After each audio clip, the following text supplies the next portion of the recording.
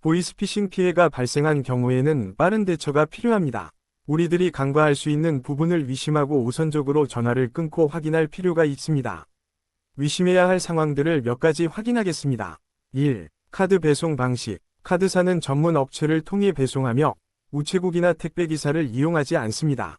2. 개인 전화번호 사용. 경찰, 검찰 등 국가기관은 010으로 시작하는 개인 핸드폰을 업무용으로 사용하지 않습니다.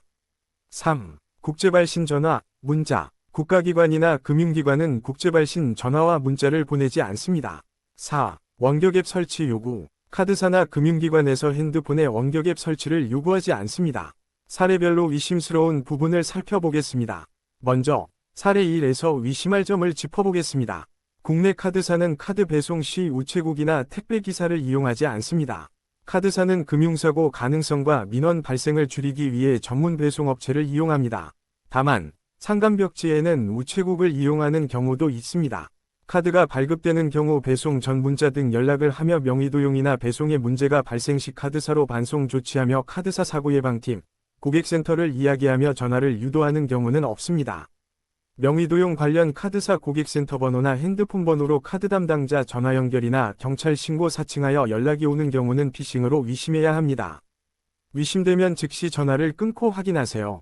사례 2에서 의심스러운 점은 다음과 같습니다. 국내 카드사의 카드 발급을 해외에서 진행하는 것은 불가능합니다. 인터넷이나 모바일 신청은 국내외 구분 없이 가능하지만 해외 신청이라고 해서 특별한 조치가 따르지는 않습니다. 일반적으로 카드사 고객센터에는 사고예방팀이나 신고센터가 별도로 존재하지 않습니다. 실제 금융기관은 전화 연결 시 안내 멘트와 신고자 정보를 먼저 요구하는 경우가 있습니다. 이러한 차이점을 인지하지 못하고 개인정보를 제공한 후 피싱 피해를 뒤늦게 후회하는 경우가 많습니다. 또한 카드사는 명의 도용 관련 카드 취소 절차 외에 추가적인 금융정보나 자산정보를 요구하지 않습니다. 명의 도용으로 카드 취소를 진행해야 한다면 해당 업무만 처리하는 것이 일반적입니다. 명의 도용 관련 카드 취소를 위해 소비자원 피해 구제나 금융감독원의 보호 조치가 연관되지는 않습니다. 중요한 점은 어떠한 카드사나 금융기관도 전화로 원격 앱 설치를 요구하지 않는다는 것입니다. 사례 3과 같이 의심스러운 상황에서는 피해자가 악성 앱을 설치하여 개인정보를 탈취당하는 경우가 발생합니다. 피싱범이 원격 앱을 이용하여 가로채기 앱 등 추가적인 악성 앱을 설치한 경우 피싱범은 협박이나 회유를 통해 피해자가 상황을 정확히 인지하지 못하도록 합니다. 이로 인해 피싱임을 알아차리기 어렵습니다. 피해자가 인지한 경우 핸드폰 작동을 방해하거나 수사에 혼선을 주기 위해 관련 내역을 삭제하기도 합니다. 악성 앱을 설치하는 경우 익숙한 백신 어플 명칭을 이용하여 의심을 피하기도 합니다. 국가기관에서는 적법한 절차 없이 신고자의 핸드폰 제출을 요구하지 않으며 새 핸드폰에 프로그램을 설치하거나 원격으로 확인하는 경우는 없습니다. 사례 4와 같이 의심스러운 경우 다음 사항을 점검해야 합니다. 카드사는 추가 금융정보를 요구하지 않습니다. 물론 검찰이나 금감원도 금융정보 요구와 자산보호 절차는 없습니다. 원격 앱 설치 후 가로채기 앱이 설치된 경우 금감원이나 검찰 연결 시 피싱범이 전화를 가로채 정상적인 안내 멘트나 ARS 과정에서도 피싱범이 연결됩니다. 수사 관련 약식 조사 시에도 수사기관 방문 조사가 원칙이며 전화 연결 시 방문 일정에 대한 협의가 일반적입니다. 변호사 동행 의사를 밝히고 일정을 조율하는 것이 좋습니다. 혼자 방문하는 경우에도 반드시 일정을 조율하십시오. 금감원은 금융기관에 대한 민원이나 감독 업무를 수행하는 기관으로 개인에게 먼저 연락을 하는 경우는 없다고 보는 것이 무방합니다. 검찰청에서는 금감원 방문을 요구하지 않습니다.